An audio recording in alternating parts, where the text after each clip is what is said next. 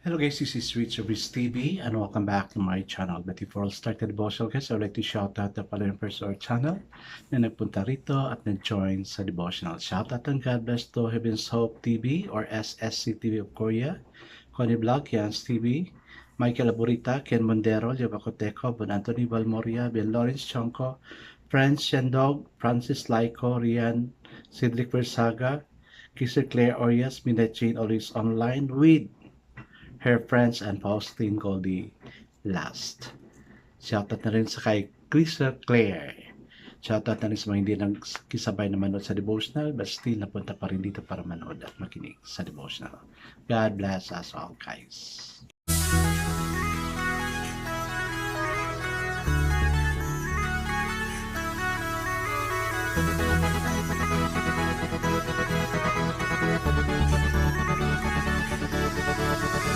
Rich TV, where you heard it, number one is on the top.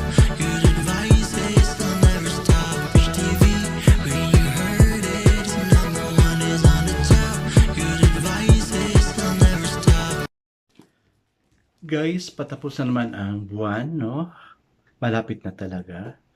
And we are preparing ourselves to welcome the month of July.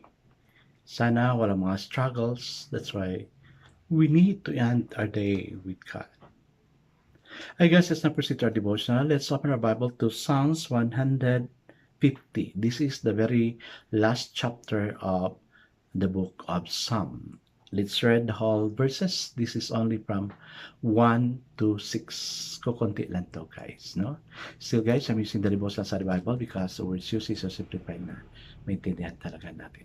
Okay, the word of the Lord in Psalms 150 verse 1 to 6 says, Praise the Lord, praise God in His sanctuary, praise Him in His mighty heavens, praise Him for His acts of power, praise Him for His surpassing greatness, praise Him with the sounding of the trumpet, praise Him with the harp and lyre, praise Him with the tambourine and dancing, praise Him with the strings and flute, praise Him with the clash of cymbals, praise Him with surrounding cymbals.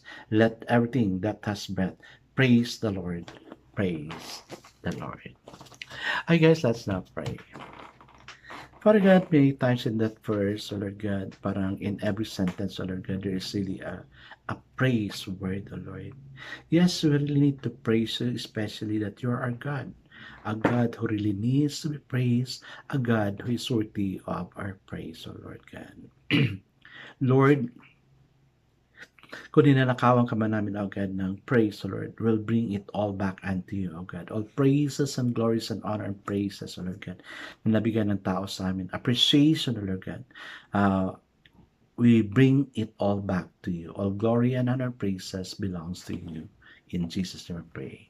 Amen and amen. So, the focus verse we have for this evening, guys, is found in Psalms 150, verse 6, the last verse, no? And it says, Let everything that has breath praise the Lord. Praise the Lord. So, the title of our devotion for this evening, guys, is Sheer Sparkle. I have been to church today, and I'm not depressed. These words by Robert Louis Stevenson were surrounded as if what happened was an extraordinary phenomenon. What can be said of our worship today? It must not depress, but does it impress by its vitality and power? William Barclay said, There should be a sheer sparkle about Christian life, and too often the Christian dresses like a mourner at a funeral and talks like a specter at the feast. How about us? Are we alive with joy? O nga naman, no? Minsan nakikihalubilo tayo sa mga tao na dapat hindi makikihalubilo. Sometimes we laugh at the joke na hindi naman sana dapat gagawin. Sometimes we join a group of people na dapat hindi natin i-join, no? God would not be pleased if you're going to join sa mga inuman na yan, no? Mga gambling na yan. So dapat let's join kung sino yung dapat natin ay no? Be unequally yoked with unbelievers. Yun yung yung word. ni Lord. Okay, let's continue. Ibsen's Emperor Julian makes a cutting comment about Christians. Have you looked at the Christians closely? No. Dangerous to know. Hollowed eyes, pale cheek, flat-breasted, all. They brood their lives away, and spurred by ambition. The sun shines for them, but they do not see it. The earth offers them its fullness, but they do not deserve it. All their desires is to renounce and suffer that they may come to die. Grim criticism that. Sabi no? Di naman siguro lahat kasi that's not the will of God. Kasi yung iba kasi once na nagiging Christian sila, they consider themselves as poor. O hindi ganyan yung gusto ni Lord. As much as possible, God wants us to be rich, not to love money. But money is very important to us. Look at King Solomon, no? Hindi niya sinayang yung mga properties niya. Kasi that's one thing na will ni Lord para sa atin. God wants us to have everything. Hindi yung pagtingin mo sa Christian, parang kawawa. Lagi may problema. Sino bang gusto maging Christian kung ganun? Na lagi lang problema, di ba? Our God is our God of peace. Sabi niya, come to me, so your joy will be complete. Ask from me, so my joy will be complete. Okay, let's continue. Samuel Chadwick said, God is love. God is fire. The two are one. The Holy Spirit baptizes with fire. Spirit-filled souls are ablaze with God. They have a love which glows. Amen and amen. Dapat we must glow. Hindi yung papetik-petik tayo, hindi tayo pagpadala sa problema, no? Last May, I met an accident, no? I was just so calm. Sinabi ko na yun sa inyo this week, no? Na I was so calm. Niyakap ko yung nakabundol sa akin. Sabi ko, praise God, wala nangyari. So, despite the incident, we need to praise God. At ngayon lang, na-scam ako. 20,000.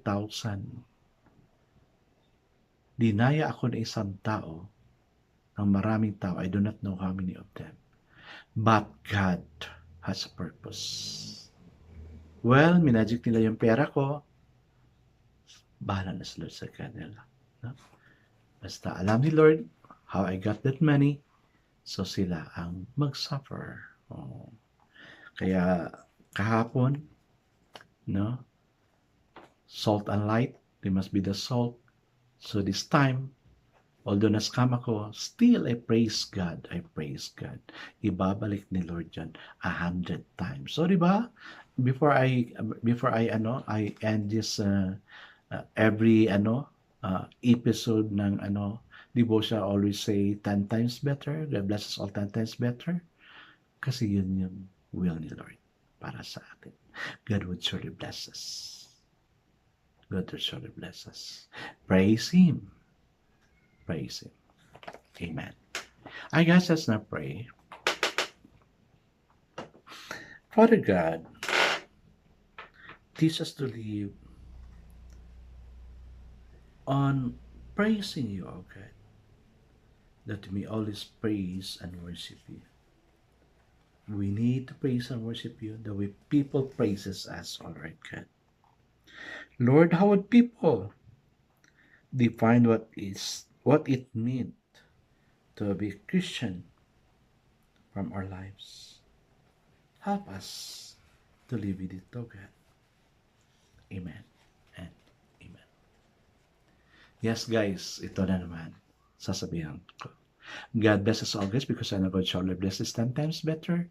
This is again Rich TV. Kita-kita tayo muli at hanggang sa muli. Paalam!